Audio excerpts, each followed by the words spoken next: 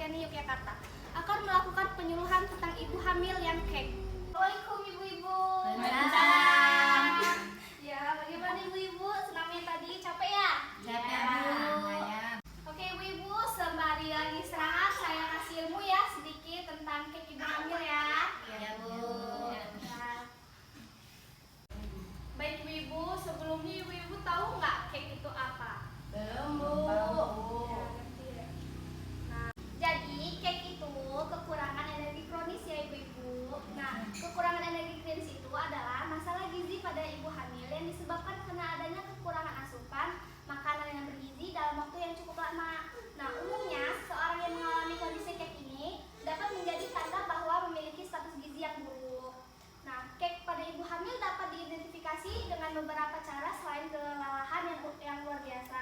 Ibu hamil yang menderita kek juga cenderung memiliki ukur lingkar lengan atas lila kurang dari 25 cm. Nanti kita cek satu-satu ya ibu-ibu lilanya. Ya Bu. Nah, dan memiliki pertambahan berat badan kurang dari 9 kg selama kehamilan. Nah, di sini ada nggak yang kayak gini? Maksudnya yang kurang gitu dari 9 kg selama kehamilannya? Bu, kenapa Ibu? Karena saya udah hamil 5 bulan tapi cuma naik 2 kilo. Baik Bu, nanti saya akan jelaskan terlebih dahulu ya Bu ininya.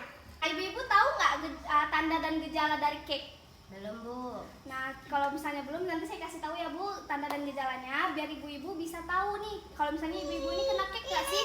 Biar kalau misalnya ibu-ibu kena kek, ibu-ibu bisa konsultasi kepada bidan atau ke tenaga kesehatan yang terdekat ya. Nah, jadi yang pertama tandanya itu adalah lingkar lengan atas atau lila kurang dari 23,5 cm. Nah, yang kedua, badan kurus atau berat badan tidak sesuai dengan tinggi badan. Nah, yang ketiga, turgor kulit kering. Jadi kalau misalnya kulit ibu-ibu tuh kok ngerasain tuh kering banget, itu tuh bisa juga dari tanda gejala kek ya.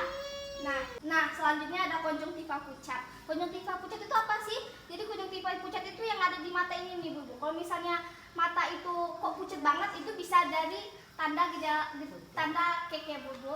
Lalu selanjutnya ada tensi kurang dari 100 dan HB kurang dari normal. Nah, dari sekian itu hanya tandanya saja ya. Dan ada juga gejala kek. Gejala kek ini ada 4. Yang pertama, nafsu makan kurang. Yang kedua, mual. Yang ketiga, badan lemas. Dan mata berkunang-kunang. Nah, mual dan badan lemas ini sebenarnya ada 2 prediksi. Contohnya kita ambil dari mual aja ya Bu-ibu. Kalau mual ibu-ibu dari 1 sampai 12 minggu masih mual, itu masih dikatakan normal. Tapi kalau misalnya lebih dari 12 minggu, nah itu bisa dari gejala kek. Nah, penyebab kek ini ya Bu-ibu. Nah, salah satunya itu adalah kurang nafsu makan yang berlebihan. Lalu usia kandungan ibu yang sebelumnya itu kurang dari 2 tahun, ibu-ibu udah hamil lagi. Lalu ibu-ibu mengonsumsi obat-obatan terlarang dan mungkin ibu merokok, minum minuman yang mengandung alkohol, dan tidak menjaga pola makan dan tidak menjaga kebersihan. Itu bisa dari penyebab kek ya ibu-ibu. Next. Nah, dampak dari kek ini ada banyak ya ibu-ibu, terutama pada ibu hamil kita sendiri, pada diri ibu-ibu sendiri. Seperti kekurangan pada ibu hamil dapat menyebabkan resiko dan komplikasi pada ibu antara lain seperti anemia, pendarahan, berat badan ibu tidak bertambah secara normal, dan tekanan penyakit infeksi sehingga akan meningkatkan kematian ibu. Kan serem banget ya Bu dari kek ini. Selanjutnya, nah yang tadi itu dampak dari ibu hamil ya ibu. Nah, sekarang dampak dari persalinan atau melahirkan. Nah, jadi pengaruh gizi kurang terhadap proses persalinan atau melahirkan dapat mengakibatkan persalinan sulit dan lama. Nah, ibu-ibu nggak mau kan, maksudnya persalinannya tuh lama dan sakit dan sulit banget. Kenapa? Persalinan prematur atau sebelum waktunya.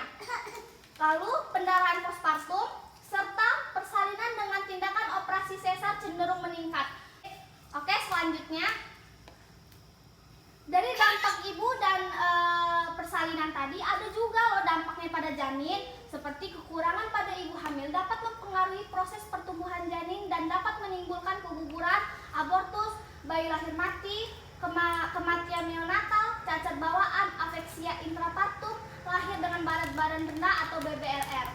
Jadi sudah berpengaruh pada ibu hamil, berpengaruh pada kelahiran dan berpengaruh pada janin.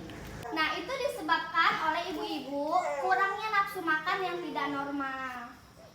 Selanjutnya, udahlah. Nah, pasti ibu-ibu hamil nggak mau kan kayak tadi itu udah bahaya sekali kan. Nah, ini ada beberapa cara agar ibu-ibu tidak terkena kek. Yang pertama, mengonsumsi makanan yang beragam seperti buah-buahan, daging-dagingan, sayuran, pokoknya yang bergizi. Lalu konsumsi makanan harus ditambah. Jadi nggak boleh ditahan-tahan ya. Kalau misalnya mau makan, ya makan aja Bu, nggak apa-apa karena itu baik juga ya. Lalu mengurangi beban kerja pada wanita. Boleh bekerja ibu-ibu sebenarnya, bukan nggak boleh bekerja, tetapi tidak boleh berlebihan karena itu juga berbahaya. Lalu yang terakhir, memperbaiki gizi sebelum hamil. Ini ibu-ibu 10 pesan gizi seimbang. Tuh, syukuri dan nikmati keanekaragaman makanan.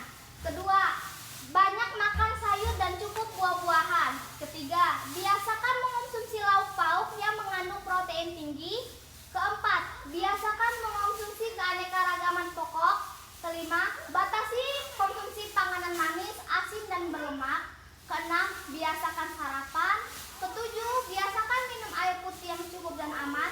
Kelapan, biasakan membaca label dan kemasan pangan. Kesembilan, cuci tangan pakai sabun dengan air bersih dan mengalir. Dan yang terakhir, melakukan aktivitas fisik yang cukup dan pertahankan berat badan normal. Nah, baik ibu-ibu, sampai di sini ada yang ingin bertanya? Bu, nggak ada. Baik, dari pertanyaan Ibu Sona tadi, apa Ibu Sona sudah mengerti apa yang saya jelaskan tadi? Oh ya Bu, selama hamil emang saya kurang nafsu makan. Nah, iya Ibu Sona itu cukup bahaya ya sebenarnya, karena Ibu Sona bisa lihat tadi ya banyak sekali berdampak pada kesehatan, pada ibu hamil, pada janinnya juga dan pada persalinannya. Jadi coba nanti sampai di rumah nanti banyak-banyak ya Bu makannya, makan sayuran, buah-buahan ya Bu ya, biar tidak terkena kek. Nah, di sini saya ada bacaan ya ibu-ibu bisa baca di rumah, bisa ditempel biar ibu-ibu tahu nih. Kira-kira kalau misalnya ibu-ibu ada tanda-tanda ini, ibu-ibu tahu kalau misalnya itu kek ya Bu. Nih, saya bagi satu-satu ya.